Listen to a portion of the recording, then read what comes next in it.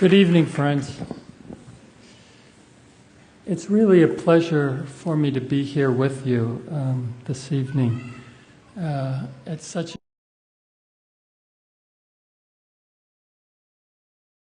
who are engaged in such challenging areas of investigation related to the service of humanity and the application of the Bahá'í teachings. And I just want to begin by saying something you already know probably very well, and that is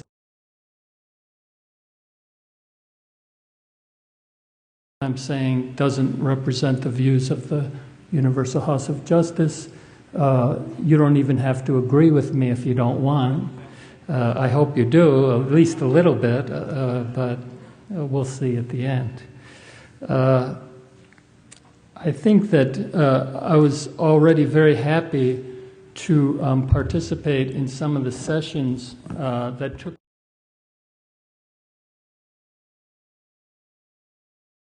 the friends were deep in thought and discussion about a number of the issues that are of interest to me. So what I see is, what I'm doing here is just adding more ideas to your ongoing conversation.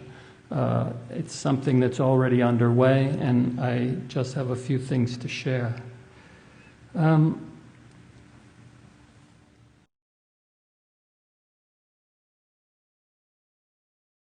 Is Baha'is. It's fundamental to the nature of the faith is that Baha'u'llah hasn't come to create another religion, add another church on the block, and so on.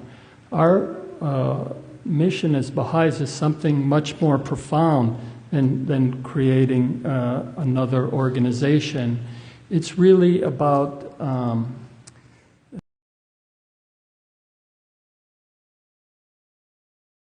of humanity. Baha'u'llah talks about the idea, he urges us to strive to translate that which hath been written into reality and action. He also talks about the idea that the object of every revelation is to effect a transformation in the whole character of mankind, a transformation that shall manifest inner life and external conditions. Otherwise, he says, the futility of God's universal manifestations would be apparent. So we have a world out there, it's shaped in a certain way. It's a social reality that reflects the will of human beings.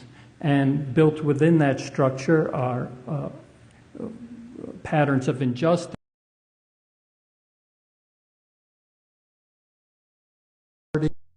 kinds of imbalances in the social order that people structure it that way because they gain benefit from it. In the Kitab-i-Gan, Baha'u'llah talks about the idea of the oppression that would affect people, and they would not know where to turn to find God, and they would be led by leaders who were pursuing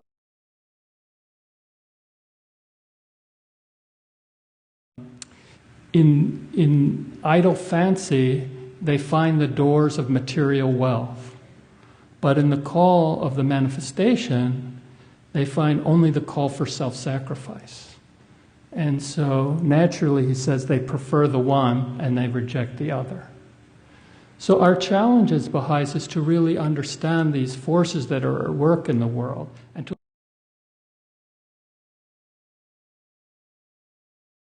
reality that will reflect justice, order, peace, unity, the oneness of mankind, and so on. And that's a challenge that we'll be pursuing throughout the entire dispensation.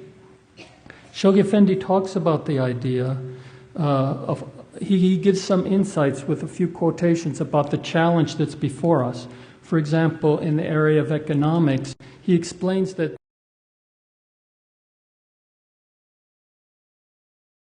no recipe for how to create a new economic system in the teachings. But what there are principles, concepts, certain methods like consultation and so on that Baha'i economists will use over time, generation after generation, until they do create a new economic order, one that reflects more the justice that Baha'u'llah intends. He says,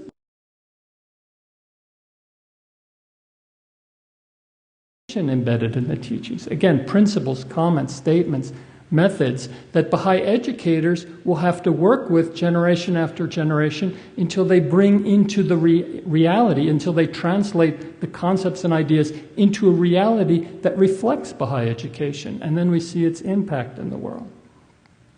Abdu'l-Baha, in The Secret of Divine Civilization, said that the world of politics agree to the condition of embryo, fetus, and so on. And he says the political world in the same way cannot instantaneously evolve from the nadir of defectiveness to the zenith of righteousness and perfection. Rather, qualified individuals must strive by day and by night, using all those means which will conduce to progress until the government and people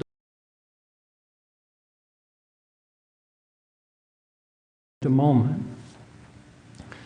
Now, this is our challenge then. We have to commit ourselves to this process, 1,000 years of effort to learn how to translate what's been written into reality in the world. And this is not an easy thing to do. We have to struggle with it. We have to recognize we're not perfect, that we'll make mistakes, and that we have to learn how to do things better over time. We have to recognize, as Abdu'l-Baha, understanding of the revelation and a better insight in every field of endeavor to learn how to translate the teachings into action. Without learning and action, we're caught in an endless circularity. We can't determine that one way of doing things is better than another. So we can't promote all things because we endlessly go around in circles. But if we can determine what becomes more effective by step to create a new civilization. So it's really about learning, studying the revelation, consulting on its meaning, trying to translate into action, reflection on action, revising that, a continual process of engaging in learning to translate what's written into reality and action. Now,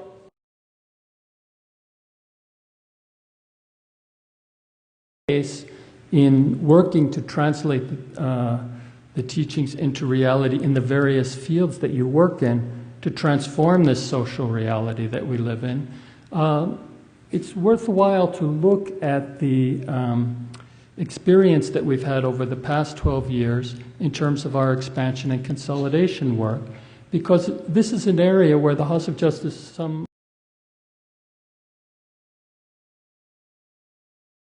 community had experienced a change in culture, and that this culture was based on an attitude of learning, on a foundation of learning. And it's this new culture then is reflected in our action in the teaching work. And the more we can understand that then, the more we can begin to get insight into how this culture of learning can apply to others.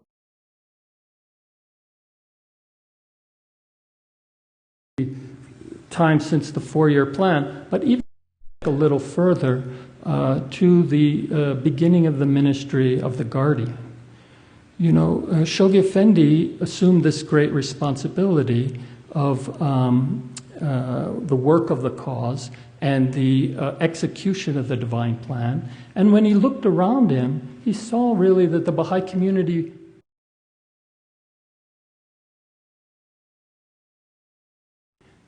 at its disposal. It wasn't organized. It didn't have the institutions of the faith which would carry forward the teaching work well developed. So he had to spend 16 years teaching the Baha'i community about Baha'i administration and all kinds of strange things which would be happening, which we would consider it very strange today, but the Baha'is didn't know about administration.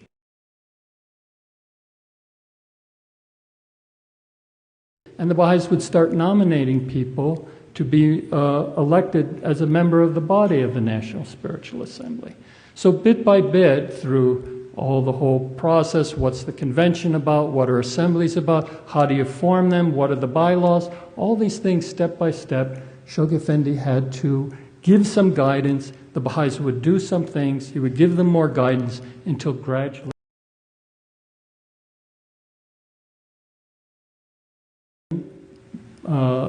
by the Baha'is about the teaching work that was guided by Shoghi Effendi. So, for example, take the idea of pioneering. In 1939, Shoghi Effendi wrote to the Baha'is in India and Burma, and he said, those believers that have the means and also the capacity to teach should be encouraged no matter how great the sacrifice.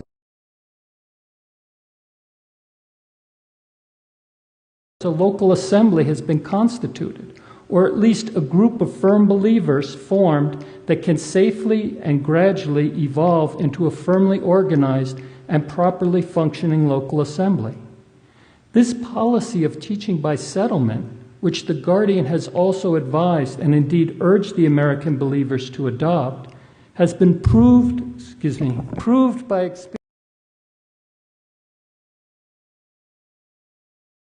Territories, and he therefore confidently recommends it for adoption by your assembly. Now look, this idea we take for granted, the concept of pioneering. We can't imagine a plan that wouldn't involve pioneering internationally or on the home front.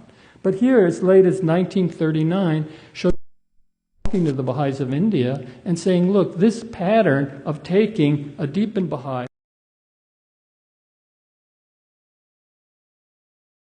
up an assembly has proved by experience to be the most effective way.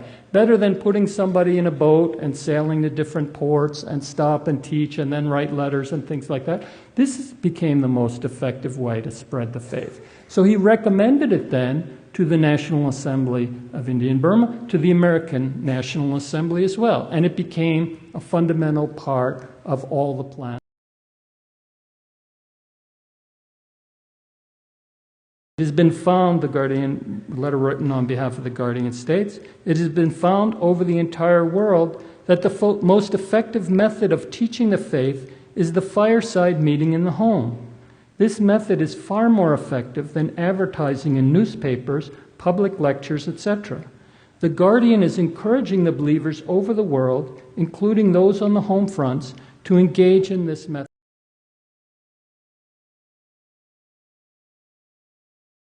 By putting information in the newspaper and so on. Then somebody had an idea, well, what if I invite people to my home? What if I show them hospitality? What if I talk to them about their questions about the faith? And this proved by experience to be more effective than these other things. And the Guardian recommended it, and then it became a fundamental aspect of our teaching work. So this idea of learning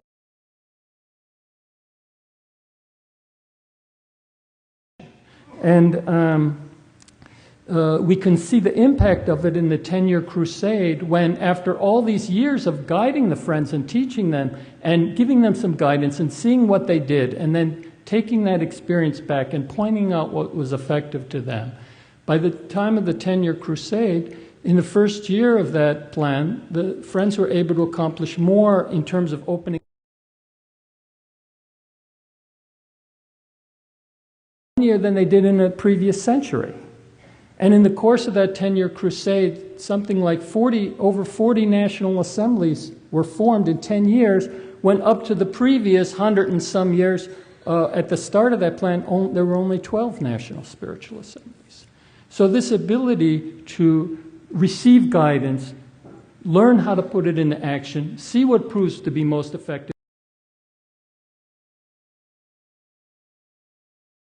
and continues now under the guidance of the House of Justice.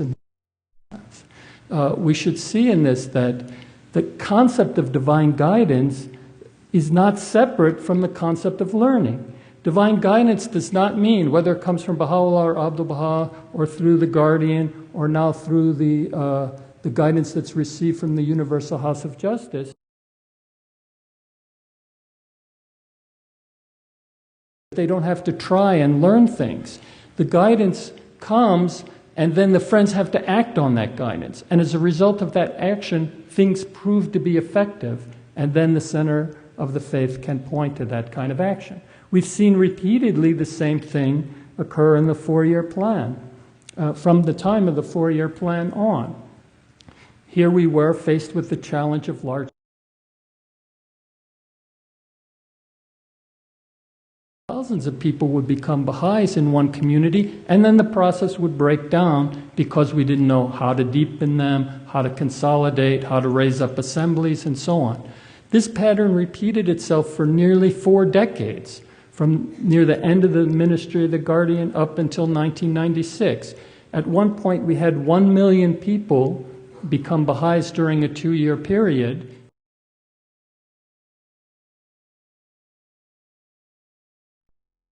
We lost most of them. The process came to a crashing halt again.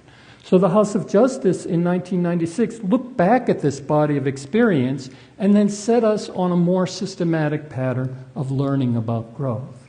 For example, they talked about the importance of the Training Institute.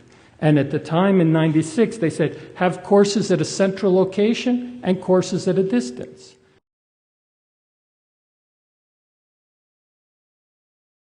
At a distance meant, until people did different things. And then somewhere, somebody sat down and they took a small group and they had a tutor and they taught them, and that proved to be effective.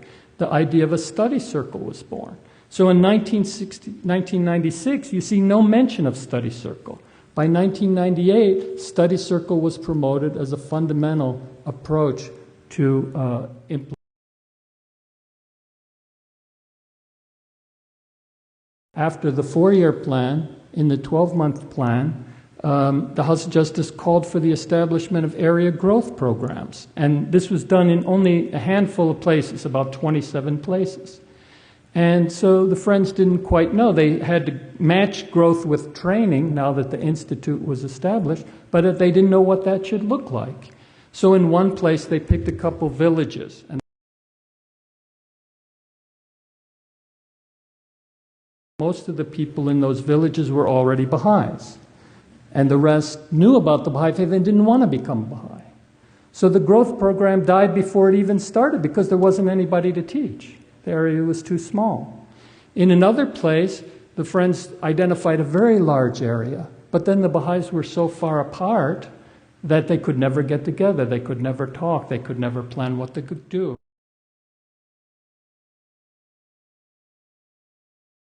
Growth programs out of these experiments for area growth programs, none of them worked.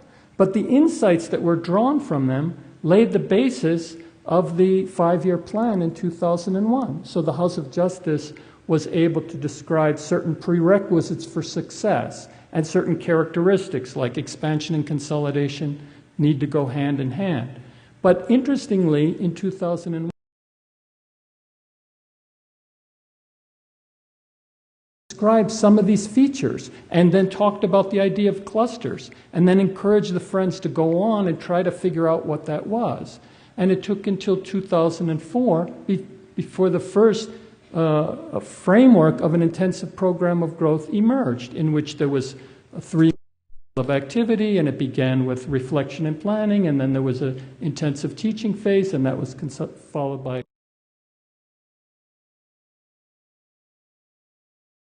that emerged. So that by 2005, the launch of this 5-year plan, the House of Justice could describe this in great detail and then say, let's have 1,500 of these intensive programs of growth. So it would have been nice if in 1996 the House of Justice told us what they told us in December 2000.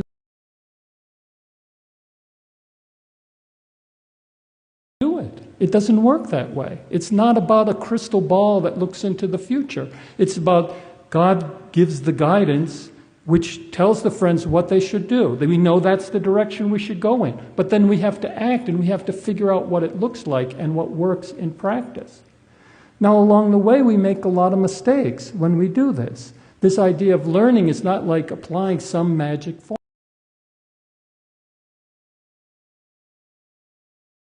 Apply the guidance. For example, at one point, it proved to be effective to have non-Baha'is participate in study circles, and many became attracted and they became Baha'is. Somehow the idea got out, oh, now the idea is to send our friends to study circles, so don't close down all your firesides and don't have firesides anymore. Well, of course, the House of Justice didn't.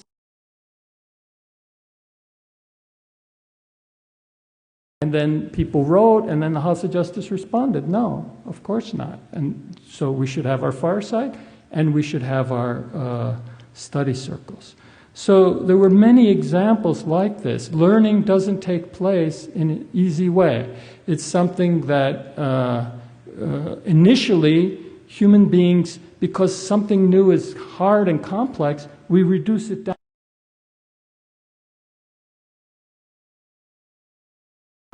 until we gain more experience. And this, many studies have been done about how human beings acquire new skills, and this is the pattern that it shows. If you're learning how to play chess, for example, you're just worried about how the pieces move. Eventually you become an expert and you learn the standard openings and how to control the board and things like that. Eventually you become a grandmaster, and then there's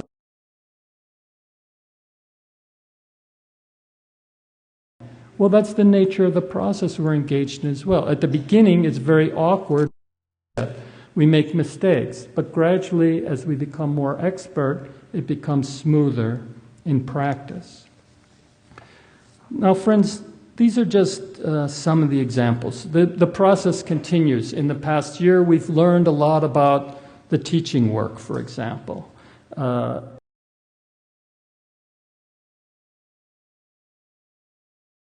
Through things like using resource people and having collective projects aimed at receptive populations and being more direct in our teaching rather than using indirect methods. All of these things have helped us gain another level of progress. But then we face again the same challenges in clusters where we enroll a lot of people. Are we balancing expansion and consolidation? So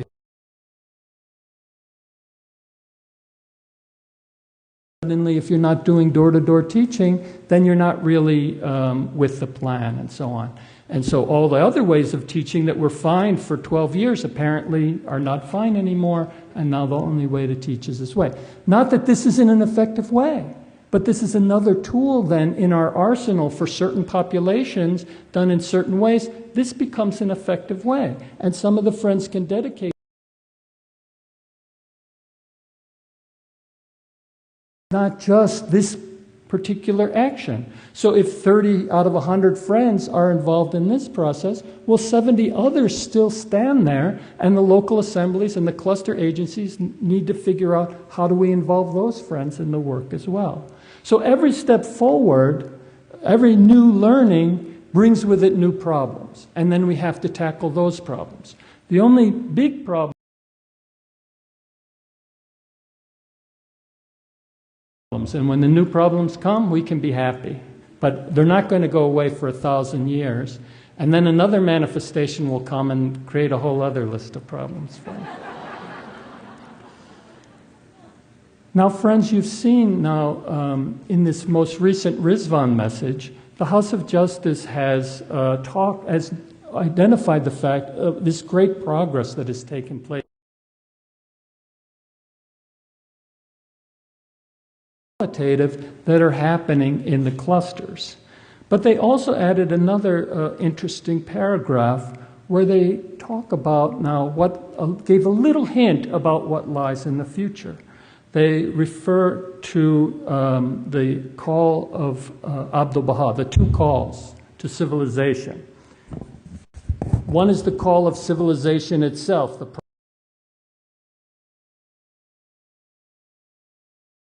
both arenas for action.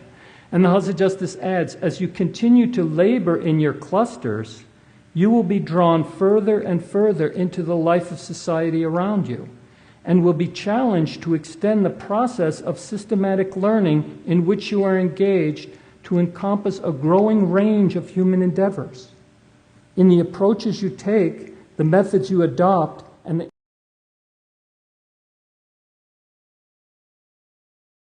that characterizes the pattern of growth presently underway.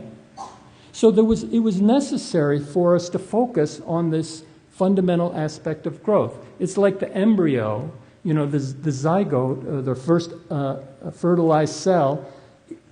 If this cell represents a human being that wants a degree in economics, it can't just kind of go.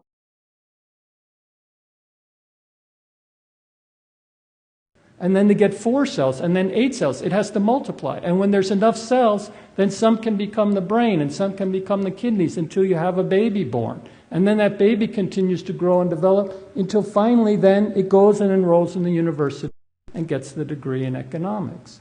So our challenge is the same. As long as we're small, we can't do much to transform the old world order.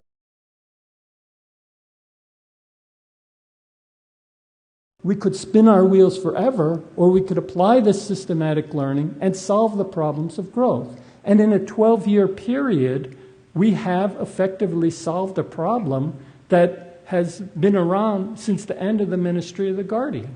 So almost a half a century, we've been dealing with this problem. Now we've learned how to deal with it. And it sets the stage, as the Rizvan message says, that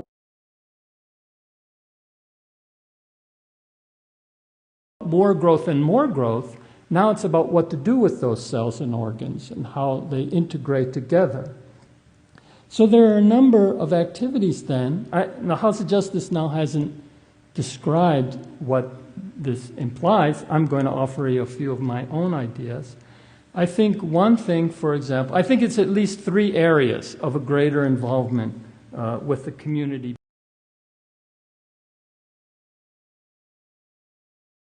To the problems that are facing the families, the communities, and the cluster, and the nation, and the world. This is social and economic development activity, for example, where we look at the problems we face and begins within the Baha'i community itself, but then we try to apply the teachings and resolve those problems in a manner that's open to all of the people of the cluster. And then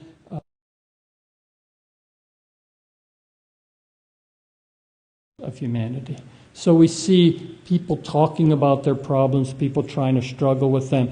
We see the work of the Baha'i international community at the United Nations and so on. The same process could go all the way down to the local community level, where the people are thinking, they're talking, they're trying to decide on issues. Here we can draw insights from the Baha'i teaching and contribute to that discussion.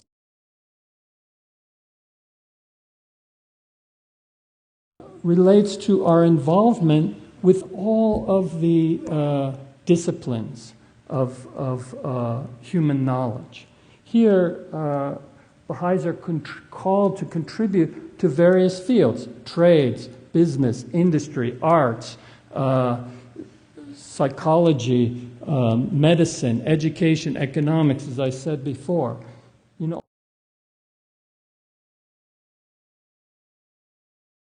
field itself, without worrying about whether we're bringing Baha'i concepts to bear, this first call of civilization, many passages from the writings call us to participate in all these fields, and then to carry them forward, because carrying forward the sciences and arts is the way civilization advances.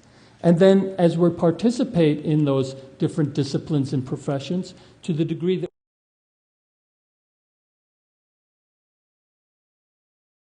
so in all of these areas then, we have to take this same framework of learning that we've applied so successfully to the teaching work and now apply them to these other areas as well. First, in a parallel way, you see, we have our work of expansion and consolidation. We have our work of social and economic development, of involvement in various fields of endeavor, of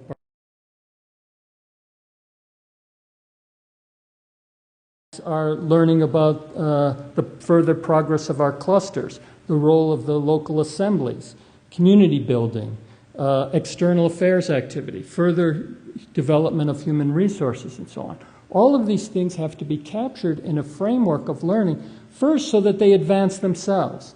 But then, just as in the teaching work, we've seen the coherence between our training and core activities.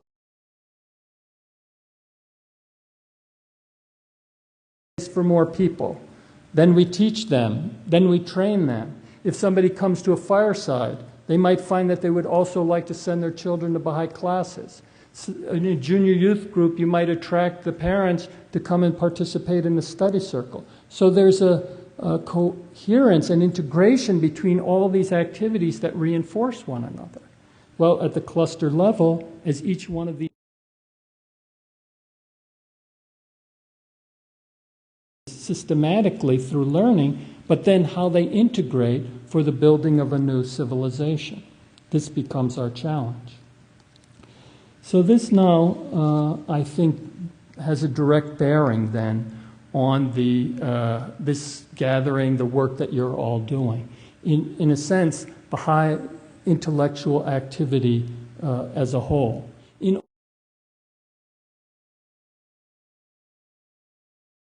Baha'is to bring their intellectual capacity to bear, none of these areas will advance. We won't learn about any of them. About our growth, obviously not.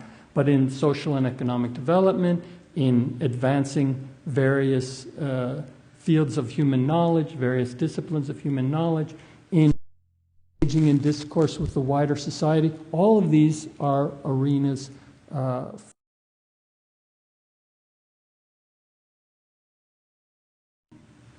scholarly activity, whether it's Baha'i studies particularly or participation in any field of human endeavor, can legitimately be seen as another line of action then that has to advance as part of the overarching divine plan is a parallel way, and then itself to be more and more integrated into the coherent pattern.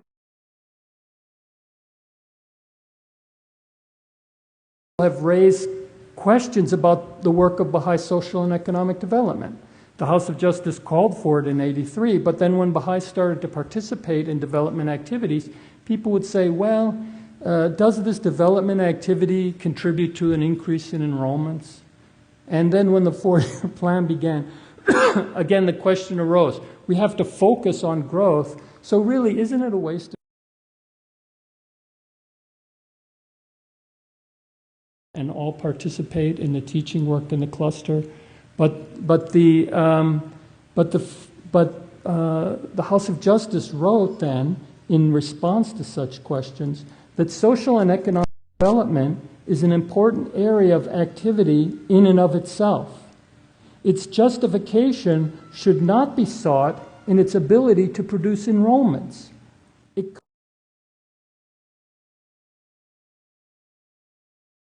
Baha'is is translating the teachings into action and solving human problems. And we do that in a disinterested way. We don't have an ulterior motive. It's like, if you want to come to our health clinic, then you have to become a Baha'i. Only Baha'is can come. No, just the opposite. Abdu'l-Baha insists that our development activities have to be for all people without any exception. So this work doesn't have to kidneys don't have to justify itself depending on whether or not it's good for the brain. Of course it is. They complement and reinforce one another. So we find out when we teach people, you know, they might then have problems or they might have capacities that contribute to our development work. And we might find out that when people participate in our development activities, they see the efficacy of Baha'u'llah's teaching.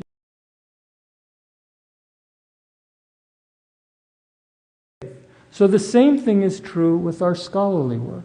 This activity doesn't have to justify itself on the basis of whether or not it contributes to the current goals of the 5-year plan. It's valid in its own right. It's an area endeavor in which we have to engage. When we participate in the external affairs work, you're talking to a minister of education somewhere, you don't suddenly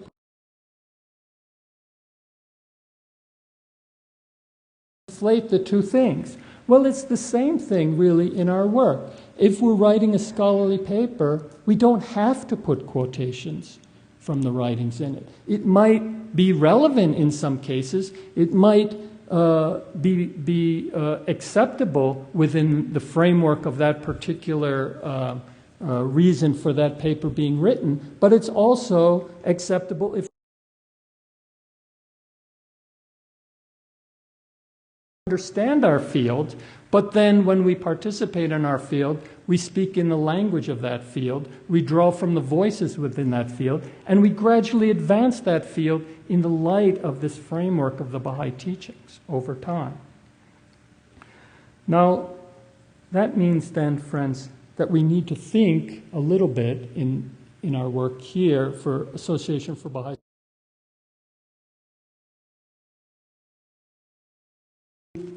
take these concepts of learning and put them to work in what we're doing. So we need to think about what's our framework for action. We don't have to make an elaborate plan and think this whole thing through. Think about the 4-year plan. There were a few ideas that got us started. The House of Justice described the foundation of a framework for learning about more systematic action on growth. So the same thing is true. Guidance have we received in the writings or from the House of Justice? What's our experience to date? What's been good about it and what hasn't been good? Then how do we define certain lines of action that we should be pursuing in this learning process? These might be the initial lines of action. They might not be the ones that we're doing 5 or 10 years down the road, but they get us started in the path of experimenting, consulting, on our action. Even this conference itself can start to be a reflection point. As Kim was describing it, it already is that. But we should consciously know that this is a reflection point about the work that we're doing in different fields of intellectual endeavor during the course of the year. And we come here and we share and we talk about it and we learn from one another.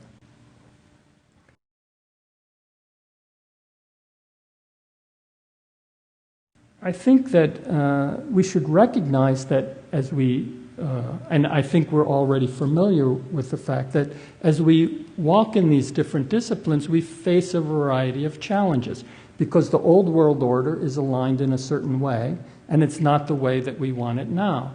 So if you're in a particular discipline, you might run into certain kinds of tension between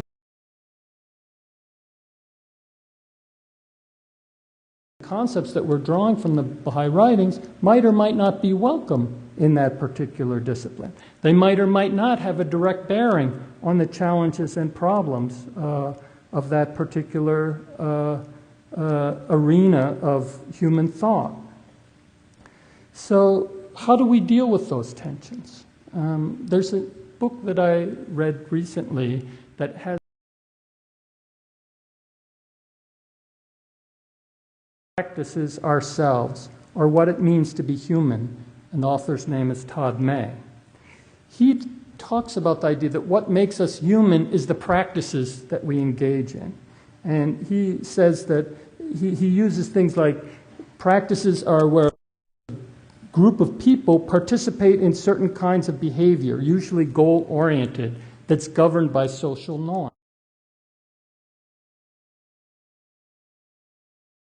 Findings and claims and theories of that practice to be shown to be committed to it. So, for example, one kind of practice is credit card users. There's a certain kind of pattern of behavior that is common to all those who use credit cards. Or another kind is raising children. Certain methods, or methods and concerns of parents who are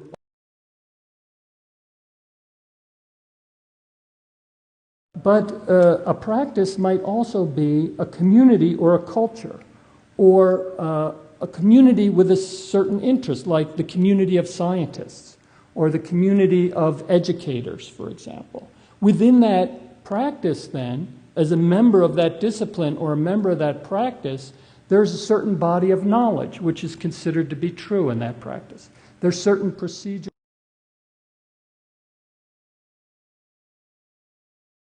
that are considered to be useful in uncovering new truths and investigating reality further. And if you're a member of that practice, then it means you're committed to the body of knowledge, to those patterns of behavior, and so on. So, for example, if we have a conference of astronomers and somebody comes up to the podium to speak and they start speaking about astrology, well,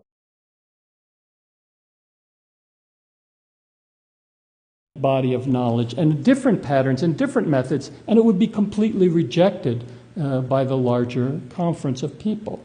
So as Baha'is are engaged in scholarly activity, they're committed in a certain sense to at least two practices. The practice of the faith itself, which has its own body of knowledge, its own methods, and so on. They're also committed to the practice of their discipline.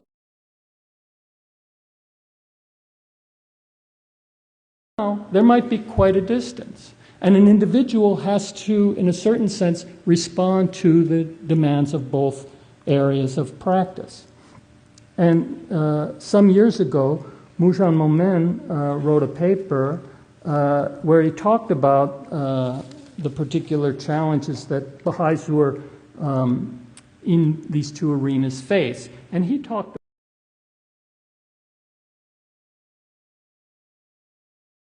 Baha'i engaged in scholarly activity should write material that satisfies both the academic community and the believing community. So you stand in both arenas of practice and you write something that can be, of course, as a historian, you're right to say, well, I have to respond to the demands of my discipline, otherwise no historian would take me seriously.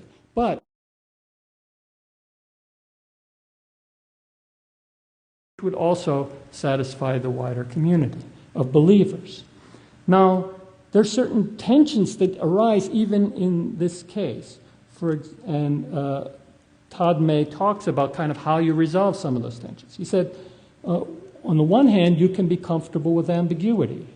So if the two practices are calling for different things and they seem to be in contradiction, you can say,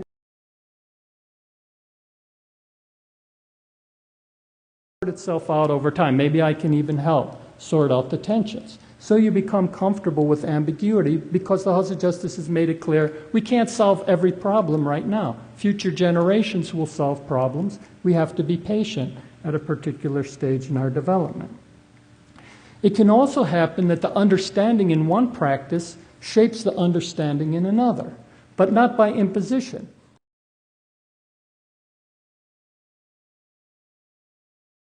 The field of education might give us different insights that we can then look back at what our practices in Baha'i education and see that, well, yeah, these things would help. It would improve our practice of Baha'i education if we were to apply some of these concepts and ideas.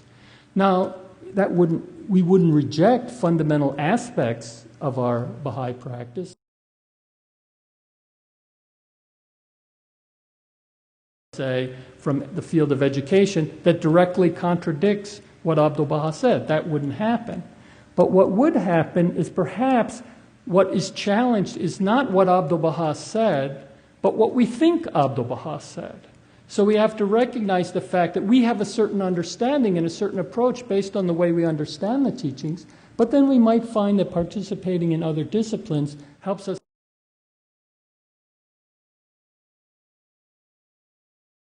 And the same thing takes place in reverse. There might be insights from certain concepts from the Baha'i writings that shed light on these different disciplines. But it's not necessarily achieved by producing a quotation that then convinces everybody. It might be that we introduce a certain concept and then the people in the discipline themselves kind of grapple with it and then justify it on the basis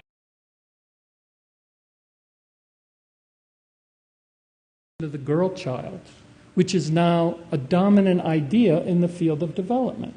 Well, Baha'is, I'm not saying it was purely because of Baha'is, but I know Baha'is were actively working through different agencies, through the UN and so on, to introduce this concept into the thinking of the community. Then, through practice, through experience, through justifications, way to help a family advance is to educate the girls. They become the educators of the family and so on. And so this concept that's embedded in the Baha'i teachings has been accepted and proven to be effective in the wider field of development. So these two practices can affect one another. Finally, there's even the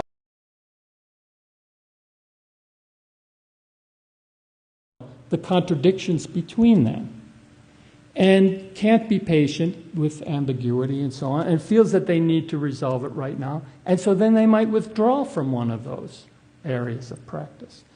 In all three of these areas outlined by A, there are also quotations from the House of Justice that reflect the same thing in its discussions about Baha'i scholarly activity.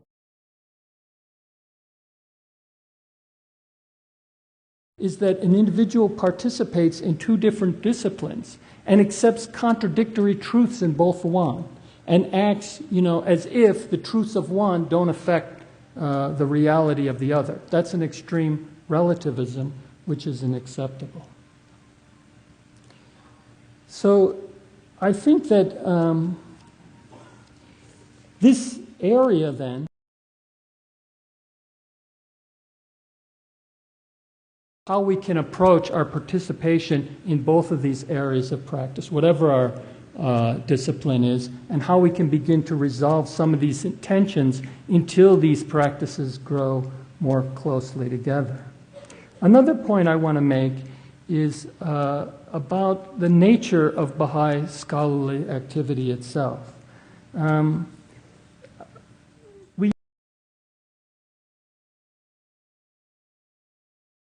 Apologetics, which is very directly related to the faith, and then follow a continuum of less and less direct input from the Baha'i writings to advancing a particular field for its own sake. Maybe I'm an auto mechanic, for example, but the most I can draw from the Baha'i teachings is the concept of honesty, and then I run my business in an honest way. But there's not much in the Baha'i teaching.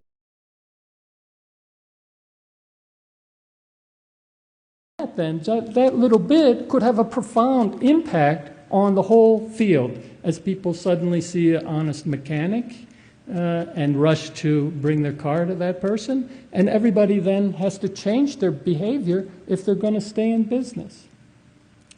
So if we then look in a certain sense for a kind of metaphor,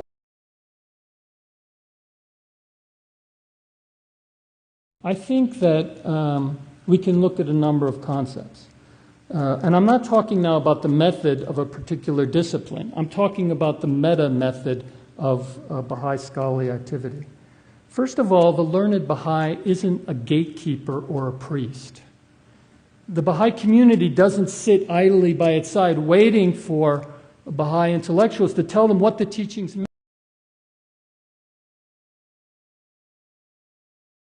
Expert in languages or in history or in religion can't find certain insights that are instructive to the community and that enriches its understanding. But the community doesn't depend on that. It doesn't wait upon that. The learned Baha'i isn't an anthropologist of the Baha'i community. The goal is not to describe the community as it is now. We know that the Baha'i community of the future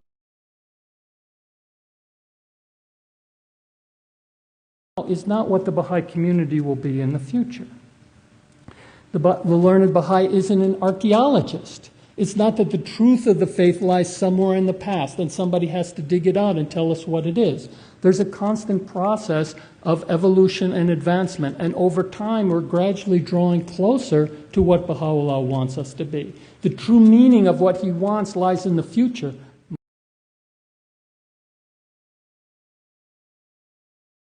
The Baha'i intellectual activity is not to take from the teachings whatever you want and combine it in any way you want. There's an intended meaning there. We have to struggle. It doesn't mean that we don't need creativity, but we have to try to understand Baha'u'llah's purpose and find that purpose in our action in reality. The learned Baha'i isn't an impartial observer. It's not possible or object for study as if whatever the investigator does doesn't have an impact on the community itself. I think that the learned Baha'i is more like a scout who participates in some kind of journey or expedition into unexplored territory. It's somebody who actively participates in that journey, but has specialized knowledge and skill and experience that inform.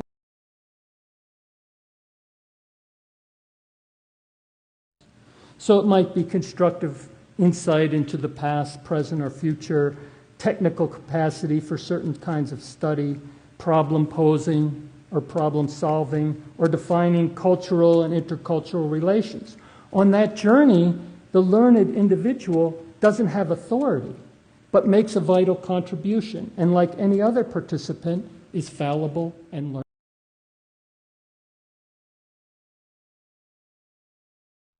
Now, friends, I want to conclude with a few comments. Baha'i scholarly activity is vital to the progress of the faith and its engagement with the wider society. The fruits, however, will only be realized as the culture of learning that's beginning to emerge in the field of teaching and development increasingly takes root in our work for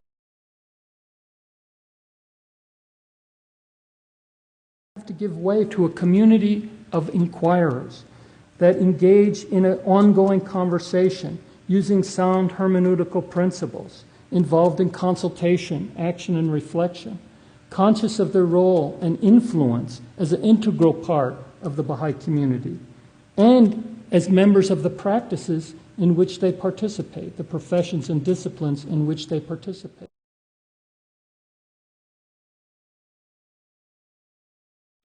And operate in harmony with the teachings of the faith and the guidance of the Universal House of Justice. This culture of learning is characterized by error in achievement and by periods of ambiguity or of consensus, punctuated by valuable new insights. In a culture of learning, Baha'i academic specialists and all those generally engaged in it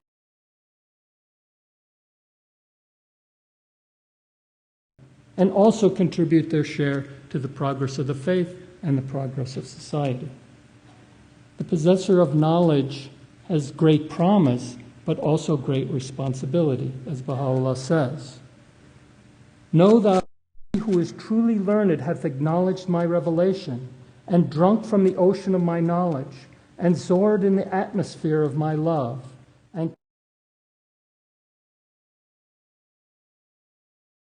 that which hath been sent down from the kingdom of my wondrous utterance.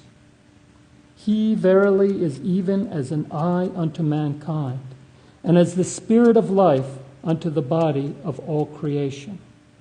Glorified be the All-Merciful, who hath enlightened him, and caused him to arise and serve this great and mighty cause. Thank you, friends.